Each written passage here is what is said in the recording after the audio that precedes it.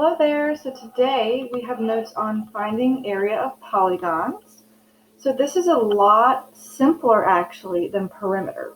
I know when we think area, we think multiplication, and perimeter is just adding. So we assume, oh gosh, this must be so much harder, but it's actually quite easier. So I'm going to zoom in here for you guys. My camera loves to give me trouble right when I need to start recording. So when we're doing area of polygons, a lot of the time these polygons are strange shapes, irregular polygons. They're not just normal. So what we like to do that makes our life easier is to cut these shapes into smaller sections. So for today's notes, I'm going to explain how we do that. There's nothing to fill in, so these are already done for you, and this is just one page. Again, yesterday's video was a bit longer. Today's shouldn't be that long at all. So I put up top some formulas to remember. You all have learned these before. So the area of a triangle is 1/2 base times height. When two variables are side by side, it represents multiplication. Area of a square is length times width. I did separate those because sometimes that L just looks like a 1. Area of a rectangle is the same thing, length times width. And I think for square, they say sometimes the formula is written S squared, which stands for the side squared because it's a square. And then the area of a parallelogram, which looks like a rectangle that's kind of been pushed sideways a little bit and it's leaning, is base times height. So to find the area of any polygon, you can use these formulas, or if it happens to be irregular, you can cut them into one of these shapes, and that will help you. And I'll give you two examples below. So the first example right here shows you it's in green. It is an odd shape. It looks like a rectangle with a triangle stuck to the end. So what I did was exactly that. I cut it into a rectangle and a triangle. So if I cut and put a line right down here, I can say, okay, what is the length of this side and this side? Find the area of that. Then I can say, what is the area of this triangle, which is just base times height. So the area of this first rectangle is just 4 times 4. Again, you count the units. And then the area of this triangle is base times height, or 1/2 base times height, excuse me. So 1/2 base, so half of 2 is 1. 1 times 4 is 4. So once we have the area of the square and the area of the triangle, we just combine those to get the area of the entire shape.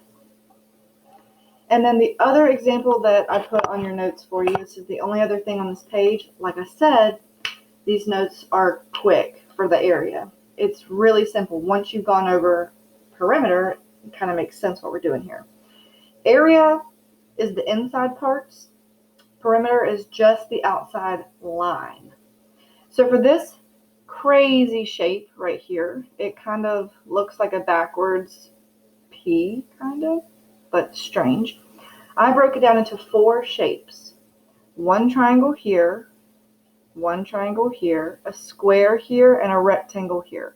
So as I'm doing this, first I usually find the rectangle that I can completely cut off, or some sort of square or rectangle. And then anything that has these diagonal lines that don't cut straight through my coordinate plane, I know that has to be part of a triangle.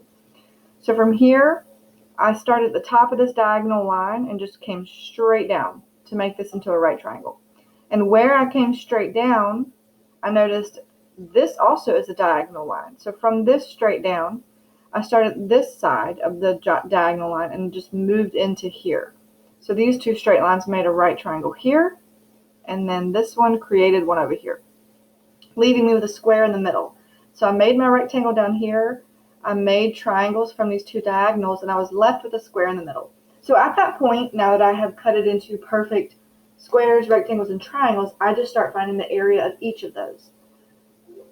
So triangle 1, it tells me, I wrote down for triangle 1 that the base is 3 and the height is 5. So if the formula is 1/2 base times height, I just plug this into the calculator. You can also do base times height and then just take half of that number, right? So 3 times 5 is 15, and half of that is 7.5. So that's the area of this triangle. Then I did triangle number 2, which is up here. So it has a base of 2 and a height of 3. So 3 times 2 is 6. To take half of that is just 3.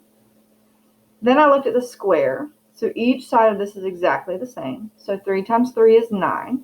That's the area, which stands for how much space is inside. And you can see there are actually 9 squares inside, so that is true. And then this rectangle is base times height, which is 2 times 3, which is 6. So to find area, you just add them all up. So once you know these and they're stuck in your head, you can use that for any crazy shape you have by just cutting it up into smaller little shapes that are much easier to figure out and adding them up together. So that's it for area. It's super simple. When you have really simple shapes like triangles and squares, it doesn't take but a second to find the area. When you have crazy irregular shapes, just cut it into smaller shapes that are much easier to deal with like we did, and then add them together. Once we added those numbers up, we got 25.5 would be the area of this polygon. So that's it for your notes today.